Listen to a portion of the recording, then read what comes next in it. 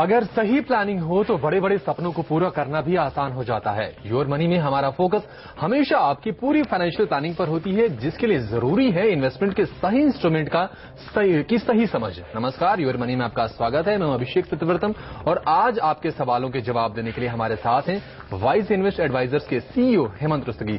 हेमंत, बहुत बहुत स्वागत है आपका योर मनी में। चलिए शुरुआत करेंगे सवाल जवाब का सिलसिला। देवाशीष जाना हमारे साथ फोन लाइन पर जुड़ रहे हैं। Devashish, good evening. क्या जानना है आपको? Good evening sir. Good evening Hemant ji. जी बताइए। गुड इवनिंग सर, मेरा सवाल है कि मैं एक पोर्टफोलियो ऑलरेडी भेजा हूँ जी। मेरे पास मैं एमएनसी में काम करता हूँ। मेरा एनुअल सैलरी है 5.5 लाख और मेरे पास अभी 60 लाख का लाइफ कवर है और 9 लाख का मेडिकल कवर है। कितने का आपके पास इंश्योरेंस कितने का है? 60 लाख का। 60 लाख का टर्म प्लान आपके पास है और मेडिकल कवर है सर 9 लाख का। Okay okay okay. और आपका जो एसआईपी है देवाशीष को कितने का है महीने का? महीने का 17,500 सर। Okay okay. और फंड्स आपके पास कौन से हैं? वैसे तो पोर्टफोलियो आपका हमारे पास है, बट आप कोई स्पेसिफिक सलाह अगर जानना चाहते हो? सर स्पेसिफिक सलाह मतलब मैं एक्चुअली जो फंड खरीदा वो एग्रेसिव पोर्टफोलियो के लिए, क्या ये मेरा फंड सिलेक्शन सही है या इसमें कुछ चेंजेस चाहिए? देवाशीष, आपसे जानना चाहेंगे, सवाल हम जवाब लेंगे हेमंत से, लेकिन आपके गोल्स क्या हैं, लक्ष्य क्या हैं आपके इस निवेश के? सर रिटायरमेंट प्लानिंग है। Retirement planning. कब तक आप रिटायर होने की सोच रहे हैं? 35 साल आपकी भी उम्र है? मेरा उम्र अभी 35 है। 58 में रिटायर होंगे सर। 58 में आप रिटायर होंगे, यानी करीब करीब आपके पास 23 साल अभी और हैं। हेमंत, रिटायरमेंट के लिए इनको फंड पैसे इकट्ठा करने हैं और जो फंड इन्होंने दिखाए हैं हमारे पास भेजे हैं, करीब करीब 5 फंड हैं और उसमें करीब करीब 15,000 रुपए के आसपास निवेश कर रहे हैं। क्या सही फंड्स हैं ये? देखिए अभिषेक, इन्होंने कहा पहला जो इनका एक ही गोल उन्होंने एक्चुअली बात की है। इन्होंने कहा कि मेरा जो गोल है वो रिटायरमेंट प्लानिंग है। यहाँ पे 17,500 रुपए कुछ इन्वेस्ट कर रहे हैं हर महीने के लिए। तो अगर हम 23 या 25 साल का इनका टाइम होराइजन मांग के चलें, 58 या 60 साल की उम्र में अगर ये रिटायर होंगे, जी बिल्कुल, तो अगर हम यहाँ पे क्योंकि इक्विटी फंड में इन्वेस्ट कर रहे हैं तो हम एक एज्यूम एनुअलाइज रिटर्न मान के चलते हैं 12% का। तो अगर ये अपना जो रिटायरमेंट प्रोसेस है अगले 23 या 25 साल तक कंटिन्यू करते हैं तो इनका जो कॉर्पस है मुझे लगता है 12% के हिसाब से करीब करीब 3 करोड़ रुपए बन जाएगा। इनकी जो स्ट्रैटेजी है और जो एसेट क्लास उन्होंने चुनी है, सिस्टमैटिकली इन्वेस्ट कर रहे हैं और जो इन्वेस्ट कर रहे हैं इक्विटी फंड्स के अंदर बिल्कुल सही है। देवाशीष, मैं आपको बताना चाहूंगा यहाँ पे, लेकिन सही तरीका होता है कि आप एक टारगेट अपने दिमाग में लेके चलें। उसका फायदा ये होता है कि उसके हिसाब से फंड आप निर्धारित करें। जी बिल्कुल, क्योंकि आप कहीं ना कहीं एक अंदाजा लगाते हैं कि हमको रिटायरमेंट में कितनी इनकम की जरूरत पड़ेगी। जैसे अगर मैं इनके 3 करोड़ की बात करूं, इनको एक कॉर्पस बनेगा 3 करोड़ का जी। तो 8% भी अगर वो उस समय पे कमाएंगे टैक्स फ्री इनकम के हिसाब से तो करीब 24 लाख रुपए इनको मिलेगा, यानी 2 लाख रुपए महीना इनको यहां पे मिल सकता है रिटायरमेंट के टाइम पे, जो आज के समय में करीब 50 से 60 हजार के करीब होगा। तो इनको ये भी देखना चाहिए कि उस समय पे मेरा खर्चा कितना होगा। हालांकि ये बात सही है कि इतने साल पहले अंदाजा लगाना थोड़ा मुश्किल हो जाता है, लेकिन एक टारगेट अगर आप वर्कआउट करके चलें तो आप यू वर्क बैकवर्ड और आप डिसाइड कर सकते हैं कितना पैसा आपको, यानी जो भी निवेश करने जा रहा है फंड्स के पहले और गोल्स के पहले टारगेट तय करिए कि मुझे पाना कितना है। जी एक्चुअली पूरा प्रोसेस है। आपने गोल बना लिया, आपने एक टाइम होराइजन बना लिया, वो आपको डिसाइड कराता है कि आप किस एसेट क्लास में इन्वेस्ट करें। जैसे 23 या 25 साल का समय है तो जाहिर सी बात है आप ऐसी एसेट क्लास में डालेंगे जहां पे इन्फ्लेशन को बीट कर सकेंगे। इक्विटी में आप डाल सकते हैं। सिस्टमैटिकली इन्वेस्ट करते हैं तो जो रिस्क होता है वो भी आपका काम हो जाता है। तो ये एक प्रोसेस अगर आप फॉलो करें, जैसा मैंने कहा, टारगेट का फायदा ये है कि कहीं ना कहीं आप ठीक से डिसाइड कर पाते हैं कि जैसे इन्होंने 17,500 रुपए इन्वेस्ट किया, ये हो सकता है अपने हिसाब से इन्वेस्ट कर रहा हूं कि चलिए इतना मैं इन्वेस्ट कर सकता हूं। अगर इनको पता चले कि इनको एक्चुअल में 22,000 रुपए या 20,000 रुपए इन्वेस्ट करना है तो हो सकता है थोड़ी सी और कोशिश करके वो बाकी पैसा भी इन्वेस्ट कर सके। तो आई थिंक एक तो ये चीज इंपॉर्टेंट है।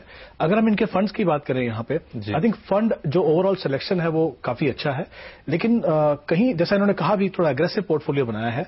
जैसे रिलायंस इक्विटी अपॉर्चुनिटी है, आईडीएफसी प्राइमरी इक्विटी है, इनमें कुछ हिस्सा लार्ज कैप में जाता है। जो फंड सिलेक्शन है मत तो वो ज्यादातर स्पेसिफिक रखा है, मिड कैप ज्यादा दिख रहे हैं। हाँ थोड़े ज्यादा है, वही उन्होंने कहा भी है कि उनको थोड़ा एग्रेसिव बनाना है। लेकिन मेरा ये मानना है कि लॉन्ग टर्म में जब आप बनाते हैं तो कहीं ना कहीं थोड़ा बैलेंस करके चलिए, क्योंकि देखिए मिड कैप जो सेगमेंट है वो डेफिनेटली आपको अच्छा रिटर्न दे सकता है, लेकिन वो ज्यादा वॉलेटाइल होता है। लार्ज कैप में ऐसी कंपनियां, दिग्गज कंपनी रहती हैं जो आपको पता है कि 20-25 साल तक अच्छा कर सकती हैं। तो आई थिंक कहीं ना कहीं थोड़ा सा मिक्स करें। मेरा ये मानना है कि अगर आगे जाके थोड़ा पैसा अगर ये और इन्वेस्ट करना चाहें या कर सकें तो उस समय पे एक प्योर लार्ज कैप फंड अगर डाल लें पोर्टफोलियो में तो मुझे लगता है सही रहेगा। साथ में एक और चीज मैं कहना चाहूंगा, इन्होंने एक ही गोल की बात की है, आई एम श्योर इनके और भी गोल्स होंगे। 35 साल के। ठीक है, चलिए हम पूछ लेते हैं। देबाशीष हमारे साथ फोन पे आप हैं? जी सर। आपके और गोल्स क्या है? ठीक है, आपने रिटायरमेंट की तो बात की, 3 करोड़ रुपए आपको मिल भी जाएंगे जो मौजूदा का निवेश है, लेकिन क्या और भी कोई आपके लक्ष्य हैं in between? In between sir और कोई लक्ष्य है नहीं अभी। लाइबिलिटीज आपकी क्या क्या है? शादीशुदा आप हैं? शादीशुदा है, अभी बच्चा नहीं है सर। बच्चा नहीं है अभी। अच्छा अच्छा, फ्यूचर में आपकी कोई फैमिली प्लानिंग तो होगी कि नहीं, कोई बच्चा होगा? ये सर मतलब जिम्मेदारियां तो आएंगी ही हैं। देखिए वही मैं कह रहा हूं कि कहीं ना कहीं आप थोड़ा सा प्लान करके चलिए। अगर आप शादीशुदा हैं, बच्चे होंगे आगे जाके, जो भी आप प्लान करना चाहें थोड़ा करके चलिए। नहीं तो क्या होगा, एक कॉर्पस बनेगा, बीच में जब भी कुछ पैसे की जरूरत पड़ेगी वहां से आप निकालेंगे, तो आपका जो कंट्रोल है वो थोड़ा सा नहीं रहेगा। ये भी मुझे लगता है कि देबाशीष से जान ही लेना चाहिए कि देबाशीष आपका कोई डेट एक्सपोजर है कोई आपका, पीपीएफ वगैरह में आपने निवेश किया हुआ है? सर मेरा जो प्रोविडेंट फंड है वो 3,500 रुपये हर महीने में ईपीएफ में जाता है सर। ओके ओके, उसके अलावा कोई और निवेश? नहीं सर, इसमें कुछ नहीं। जो इनकी कंपनी का जो भी प्रोविडेंट फंड है उसमें 3,500 रुपये जा रहा है डेट के नाम पे, बस वही है। वो तो ठीक है, अगर आप इतने लंबे समय के लिए इन्वेस्ट कर रहे हैं तो अपनी इक्विटी में इन्वेस्ट करने में कोई हार्म नहीं है। लेकिन मेरा ये मानना है कि फिर भी अगर आप जहां तक हो सके एंटिसिपेट कर सकें, गोल बना लीजिए, ताकि हर गोल के लिए एक अलग पोर्टफोलियो बनाए। कहीं ऐसा ना हो कि आपने कॉर्पस बनाया और जब भी आपको पैसे की जरूरत हो वहां से आप निकालें। तो कहीं ना कहीं थोड़ा सा अगर आप चाहते हैं कि आप पूरा फाइनेंशियली कंट्रोल में रहें तो एक थोड़ा सा एक ऑब्जेक्टिव ये होना चाहिए कि अगर अलग अलग गोल बना सकें। अगर नहीं बना सकते हैं ये स्टेज पे तो फिर कोई ऑप्शन नहीं है, फिर ये जो इनका रिटायरमेंट का गोल है उसको कंटिन्यू करें। जो फंड्स इनके पास हैं देबाशीष के पास, क्या इसमें कुछ कौन से आप फंड सजेस्ट करेंगे कि लार्ज कैप में अगर कोई शामिल करना हो इसमें? देखिए लार्ज कैप में अगर ये लेना चाहे तो एक आईसीआईसीआई फोकस ब्लू चिप देख सकते हैं, या बिरला सन लाइफ इक्विटी फंड देख सकते हैं। दोनों में से कोई भी एक फंड देख लीजिए। जैसा मैंने कहा, जब भी अगर आप थोड़ा पैसा इन्वेस्ट कर सकें तो एक लार्ज कैप फंड भी अपने पोर्टफोलियो में बना लीजिए। ओके ओके, तो देबाशीष आपका नजरिया अच्छा है, फंड्स भी अच्छे हैं, लेकिन अगर आप लंबी अवधि के लिए निवेश कर रहे हैं, इक्विटी में जाना चाहते हैं, तो बेटर होगा कि कुछ मिड कैप्स के बजाय अपना एक्सपोजर लार्ज कैप में बढ़ाएं तो आपके लिए ज्यादा फायदेमंद होगा। चलिए यहाँ वक्त है ब्रेक का, ब्रेक के बाद कुछ और सवाल लेंगे। आप बने रहिए योर मनी में।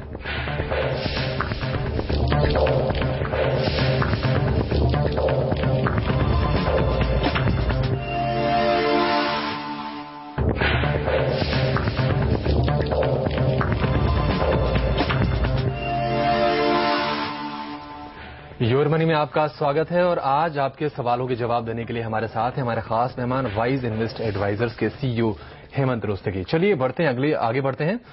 गौरव का सवाल लेते हैं। गौरव ने अपना सवाल हमें भेजा है। इनके पोर्टफोलियो की खासियत ये है कि उन्होंने अपना जो पूरा पोर्टफोलियो है वो सीएनबीसी आवाज योर मनी देखकर ही बनाया है। देख लेते हैं गौरव का प्रोफाइल क्या है। 30 साल की उम्र है, इंजीनियर है और जो आय है उनकी 8 लाख रुपए सालाना है और मैरिड है, एक बेटी है उनकी। और गौरव का जो इंश्योरेंस है वो 50 लाख का आईसीआईसीआई प्रूडेंशियल से टर्म इंश्योरेंस है, 70 लाख का एचडीएफसी लाइफ से टर्म इंश्योरेंस है, 7 लाख का हेल्थ इंश्योरेंस है और 2 लाख का हेल्थ इंश्योरेंस उनका है।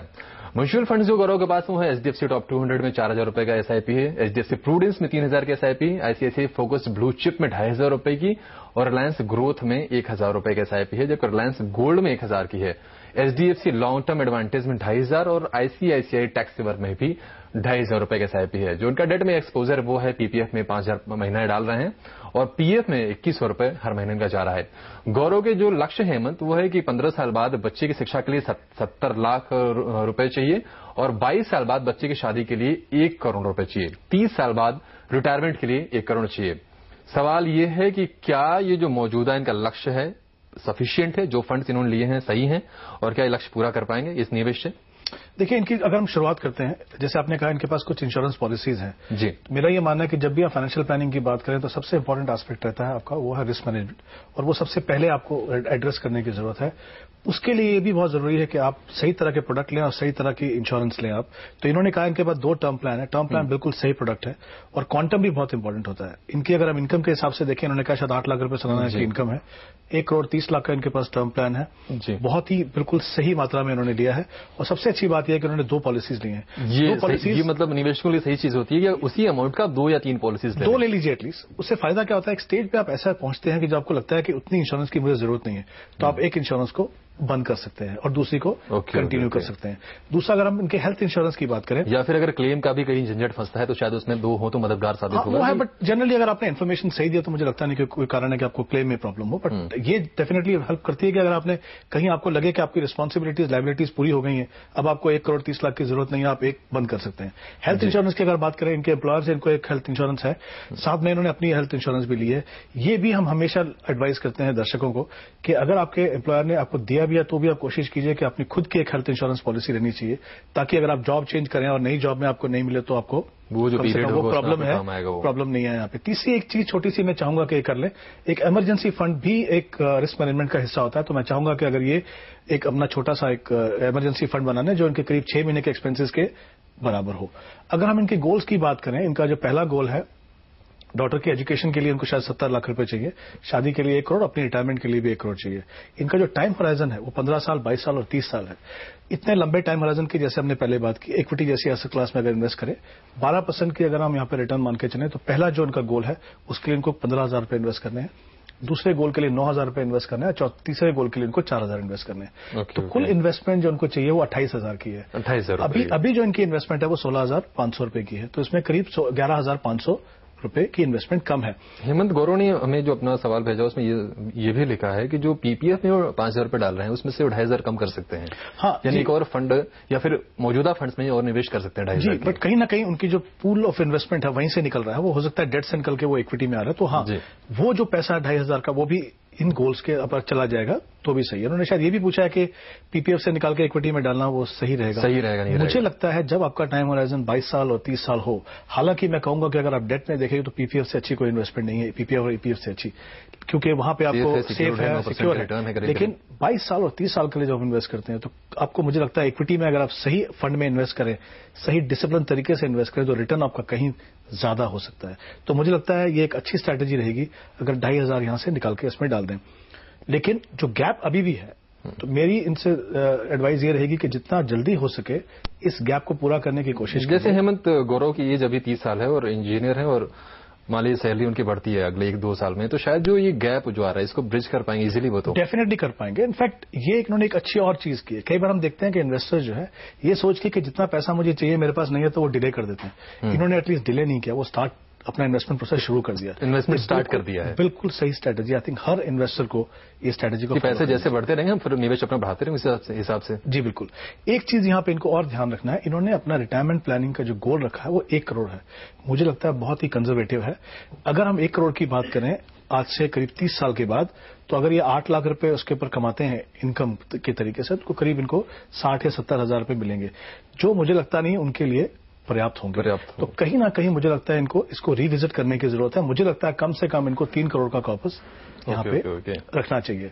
इनके अगर हम फंड्स की बात करें, यहाँ पे फंड्स इनके सारे अच्छे हैं, लेकिन ये जो पोर्टफोलियो थोड़ा सा पहले पोर्टफोलियो से उल्टा है, इसमें ज्यादा फोकस लार्ज कैप के ऊपर है। हम हमेशा कहते हैं कि मिड कैप की पोर्टफोलियो में जगह है, लेकिन सही मात्रा में आप रखिए। तो मैं इनके लिए चाहूंगा कि थोड़ा सा मिड कैप बढ़ा दें। जैसे हमने पहले बात की एक फंड की, रिलायंस इक्विटी अपॉर्चुनिटी फंड, वैसा एक फंड अपने पोर्टफोलियो में बना लें। तो कहीं ना कहीं दोनों जो सेगमेंट है, दोनों के अपने पोटेंशियल है, दोनों के अपने अटेंडेंट रिस्क हैं, दोनों को अगर आप सही मात्रा में लेकर चलेंगे तो पोर्टफोलियो आपका हमेशा, यानी सीएनबीसी आवाज देख के उन्होंने बनाया पोर्टफोलियो और मोटा मोटी सही पोर्टफोलियो, कुछ चेंजेस करने होंगे, जो कर लेंगे तो शायद मतलब सेफ हो जाएगा। बिल्कुल मुझे बहुत खुशी है कि जिन्होंने जो पूरा प्रोसेस जो फॉलो किया है, और मुझे ये देख के बहुत खुशी होती है कहीं ना कहीं हम दर्शकों के जो इन्वेस्टमेंट प्रोसेस में कंट्रीब्यूट कर रहे हैं, मददगार साबित हो रहे हैं, कंट्रीब्यूट कर रहे हैं, लोग हमें फॉलो कर रहे हैं, सबसे अच्छी बात ये है। जी, ये बहुत ही खुशी की बात है। जी चलिए गौरव, तो आपकी जो पोर्टफोलियो है, आपका जो भी इन्वेस्टमेंट है काफी हद तक सही है। कुछ चेंजेस जो हेमंत ने आपको बताए हैं अगर आप करेंगे तो शायद आप बिल्कुल राइट ट्रैक पे हैं। और चलिए वक्त है ब्रेक का, ब्रेक के बाद कुछ और सवालों के जवाब देंगे। आप बने रहिए योर मनी में।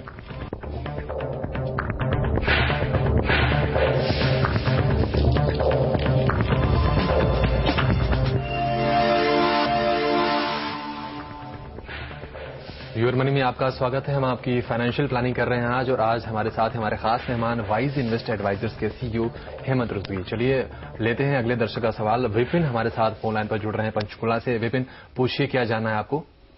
हाँ जी, नमस्कार जी। जी ये मैंने अपना पोर्टफोलियो भेजा है, आप रिव्यू करना चाहता हूँ मैं। ओके। विपिन, आपका पोर्टफोलियो तो हमारे पास है, कोई ऐसी कोई खास चीज जो हमारे साथ हेमंत हमारे आज मेहमान हैं, कुछ जानना चाहते हैं इनसे आप? अच्छा, ऐसे है कि जो मैंने 5-6 फंड रखे हैं इसमें, म्यूचुअल फंड, तो बिना रिव्यू करे अपना 15 ईयर्स के लिए कर सकता हूँ मैं इसको?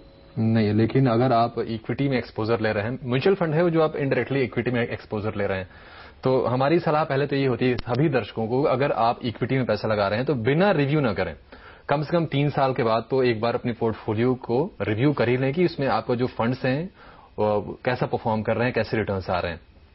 नहीं, ऐसे है कि जैसे कि अच्छे फंड्स हैं तो इसमें मिनिमम 8% तो होगा ना जब मार्केट डाउन होगी। चलिए, आपका जो भी ये सवाल है, जो भी आपको उत्सुकता है, हेमंत से जानते हैं। हेमंत, चलिए एक बार पोर्टफोलियो पहले नजर डाल लेते हैं, फिर ये सलाह इनकी हम दे लेंगे। 50 लाख का टर्म इंश्योरेंस इनके पास है, 15 लाख का बिरला ड्रीम प्लान है, 3 लाख का फैमिली फ्लोटर हेल्थ प्लान है, और जो फंड्स इनके पास हैं वो ठीक ठाक ही दिख रहे हैं। आईसीआईसी फोकस ब्लू चिप है, आईसीआईसी प्रूडेंशियल वैल्यू फंड है, बिरला फ्रंटलाइन इक्विटी है, बिरला टॉप 100 है, एचडीएफसी मिड कैप अपॉर्चुनिटी है, और रिलायंस इक्विटी अपॉर्चुनिटी फंड है। और उसके अलावा जो डेट में इनका एक्सपोजर है 3,000 रुपए प्रति महीने का ईपीएफ में है, पीपीएफ में 1,500 का है, और एफडी में भी 1 लाख रुपए इन्होंने रखे हैं, और एलआईसी की भी कुछ पॉलिसीज हैं। 1 लाख इमरजेंसी फंड भी इन्होंने बनाया हुआ है। और लड़की की शादी के लिए इस निवेश से 15 से 20 साल में कितना पैसा मिले जो पोर्टफोलियो है, पहले तो ये बता दीजिए इनको कि नहीं, जो भी फंड्स इनके पास हैं, पूछ रहे हैं कि क्या इसको 15 साल तक ऐसे ही रख सकते हैं क्या? देखिए, इनके जितने भी फंड्स हैं इनके पास एक्चुअली 5,500 रुपए इन्वेस्ट कर रहे हैं ये लोग इक्विटी में हर महीने जी, और इनके पास 6 फंड हैं। तो पहले अगर मैं फंड्स की बात करूं, क्वालिटी की बात करूं, सारे के सारे फंड जो है अच्छे हैं, उसमें कोई डाउट नहीं है। आई थिंक ये फंड सारे के सारे फंड में कंटिन्यू कर सकते हैं जी। लेकिन मुझे इस पोर्टफोलियो से थोड़ी सी प्रॉब्लम ये है कि ये मुझे लगता है केस है ओवर डाइवर्सिफिकेशन का।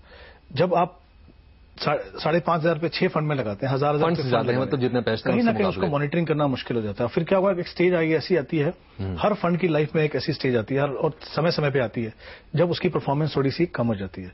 तो आप इतने सारे फंड में रखें और एक जैसे फंड हो तो फिर कुछ मतलब नहीं है। तो मुझे लगता है कि इनके पास इतनी इन्वेस्टमेंट के लिए ज्यादा से ज्यादा 3 फंड होने चाहिए इनके पास। तो ये पहले तो नंबर ऑफ फंड जो है वो अपनी, वो 3 फंड्स कौन से होंगे आप इनको बता कम कर लें। जैसे इनके पास आईसीआईसी फोकस ब्लू चिप है, उसमें 2,000 रुपए डाल सकते हैं। एचडीएफसी मिड कैप अपॉर्चुनिटी में 2,000 डाल दीजिए, और रिलायंस इक्विटी अपॉर्चुनिटी में 1,500 डाल दीजिए। इस तरह से अगर अपने पोर्टफोलियो को डिवाइड करें तो मुझे लगता है थोड़ा कॉम्पैक्ट हो जाएगा, मॉनिटरिंग करना आसान होगा, और कहीं जाके मुझे लगता है लॉन्ग टर्म में परफॉर्मेंस भी इनकी अच्छी हो जाएगी, सही हो जाएगी। अब इन्होंने टाइम होराइजन की बात की है, 15 और 20 साल की बात की है। यहां पे क्योंकि 15-20 साल का समय है, जैसे हमने पहले बात की थी, हम 12% का रिटर्न मान के चले, तो 15 साल अगर ये अपना प्रोसेस को कंटिन्यू करेंगे 5,500 रुपए को, तो करीब 26 लाख रुपए की कॉर्पस बना सकते हैं। और अगर 20 साल करेंगे तो करीब 50 लाख का कॉर्पस बना पाएंगे। जो बाकी इनकी इन्वेस्टमेंट है 4,500 वो डेट में है। मुझे लगता है वो अगर ये अपने रिटायरमेंट गोल के लिए अलाइन कर दें तो बेटर है। जो इनको बच्चे के लिए जो पैसा चाहिए, जैसा मैंने कहा, इसको अगर ये कंटिन्यू करें तो 26 लाख और 50 लाख बना सकते हैं। टाइम होराइजन क्या है वो उनको डिसाइड करना पड़ेगा। अगर उनका 20 साल का समय है, जाहिर सी बात आप देख सकते हैं कि 5 साल में 26 लाख बढ़ के 50 लाख हो जाता है, क्योंकि उससे कंपाउंडिंग का आपको फायदा, कंपाउंडिंग इंटरेस्ट मिलता है। तो आपका लिए आपका जो टाइम होराइजन है बहुत इंपॉर्टेंट है।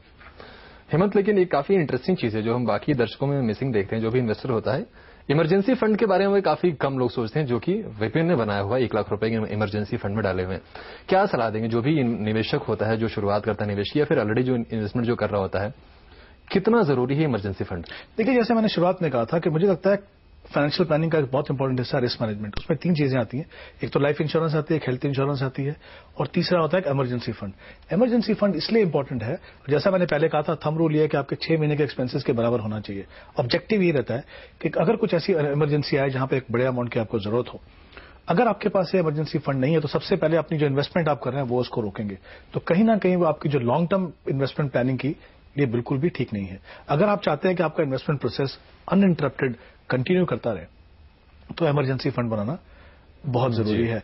और इमरजेंसी फंड को भी आप, अगर जैसे इनका 1 लाख रुपए है तो एफडी में डाल सकते हैं, एफडी कभी भी अवेलेबल हो सकती है, या चाहे तो किसी लिक्विड फंड में डाल सकते हैं।